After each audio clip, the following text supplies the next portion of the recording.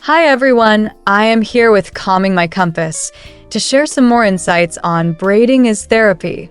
It's about finding center, how braiding can become your therapy. Within this story, we give you 3 segments. These are the ritual of hands, identity and adornment, and advice for the anxious soul. We will also touch on hair care, self-connection, cultural identity, and mindfulness in an interview format. Before we delve right in, our characters are Akila, the interviewee. She is in her late 20s to early 30s. Akila is confident, thoughtful, with a calm presence. Her look is inspired by the provided image, featuring large Bantu knots and a delicate head chain, perhaps a simpler, more modern take on the coiled neckpiece, or a layered gold necklace that sits high on her neck. She wears chic, relaxed clothing. Next, we have Jayla, the host or the interviewer, whichever title you prefer. She is in her early 30s. She is warm, engaging, and mindful. Okay, now let us set the scene. The setting is warm, softly lit, with plants and natural wood, emulating a mindful, calming atmosphere suitable for calming my compass. Let's begin. Jayla sits opposite Akila at a small table. 2 mugs of tea or coffee sit between them.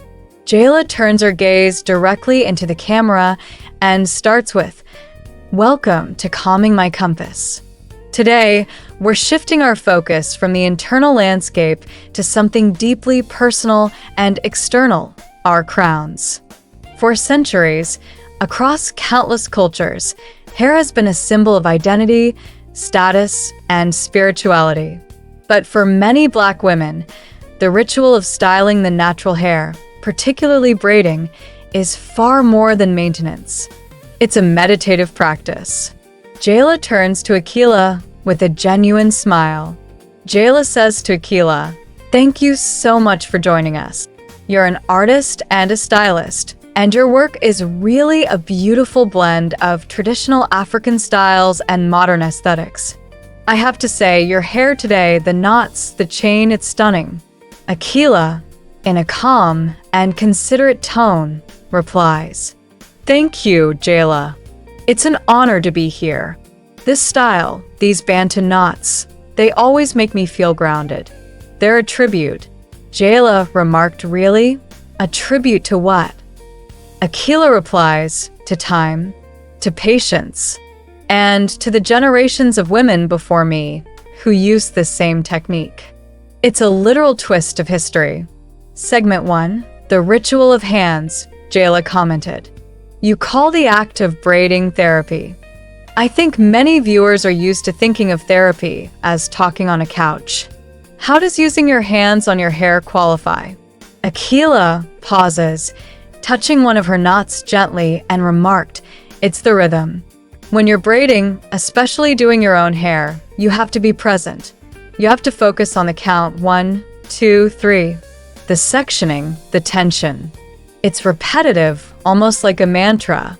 That repetition shuts down the part of your brain that's cycling through your to-do list or replaying awkward conversations." Jayla noted, "It forces you into the moment."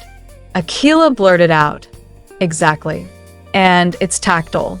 You're feeling your roots, you're nourishing your scalp, you're creating something beautiful strand by strand. It's an active form of self-soothing.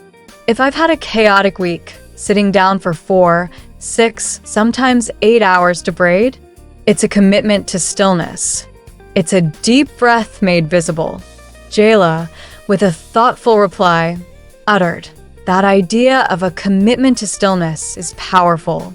Do you find a difference when you're braiding your own hair versus braiding someone else's?"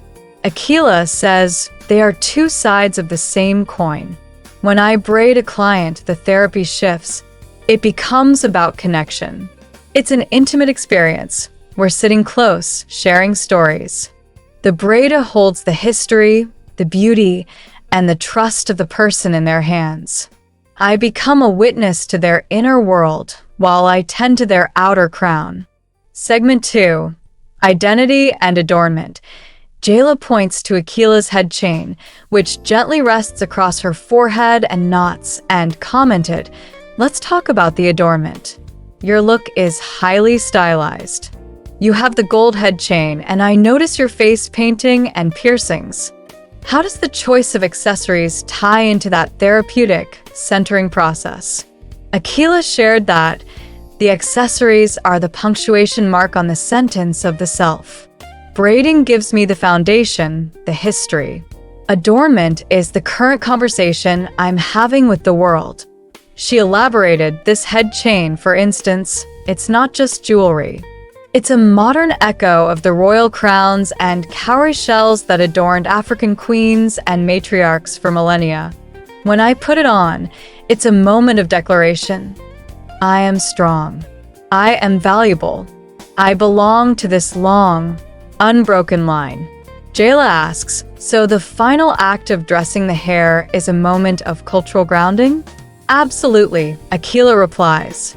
And it's a reclaiming of control. For so long, our hairstyles were policed, often deemed unprofessional or too ethnic. To intentionally wear a style that is unapologetically rooted in my ancestry and then to decorate it with gold and art, it's an act of deep self-acceptance. The facial markings, the rings, they're war paint for the modern world. They remind me of my fierceness. Nodding, Jayla expressed, it sounds like you're saying that the full process, from the clean sectioning to the final pin, is a process of spiritual alignment. It is. Akila responds, it's about taking the fragmented pieces of your day, your stress, your historical baggage, and weaving them into something whole, beautiful, and resilient, like the hair itself. Segment 3. Advice for the anxious soul. Jayla looks to Akila and asks, for our viewers who are struggling with anxiety, who feel disconnected from their bodies or their heritage, but who might not have the time or skill for a full braiding session, what is one small, mindful hair practice they can start today? Great question, Akila remarked. Start small. Try a simple scalp massage. Akila continues, let me show you, and starts demonstrating on her own head. Use the pads of your fingers and just take 5 minutes, maybe while you're watching a show, and really connect with your roots. Use a light oil if you have one. It's not about the hair growth. It's about the connection. It's about tending to the garden on top of your head. That physical touch releases oxytocin. It calms the nervous system, and it's a direct route to self-nurturing. Jayla chuckles and says, tending the garden. I love that. And for those who are intimidated by traditional styles, Akila shared, start with a single braid. Just one. Take a breath, look in the mirror, and braid it with intention. Tell yourself a good story while you do it. Tell yourself, I am patient. I am creative. I am enough. Every style, from the simplest twist to the most intricate knot, is a love note to your history.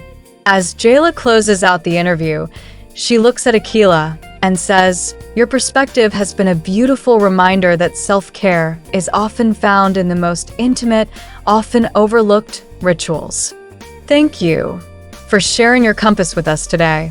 Akila says, thank you, Jayla. Keep weaving your magic. Jayla gently turns to the camera and, in a reflective tone, uttered, so there you have it.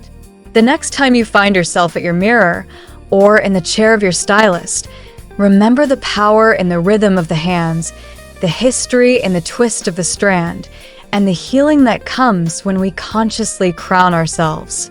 Tending to your hair is tending to your soul. Jayla finally expressed, until next time, keep your compass calm and your crown high. If you enjoy what you heard, like, share, and subscribe. Let's meet up again next time for more on Calming My Compass. See you soon!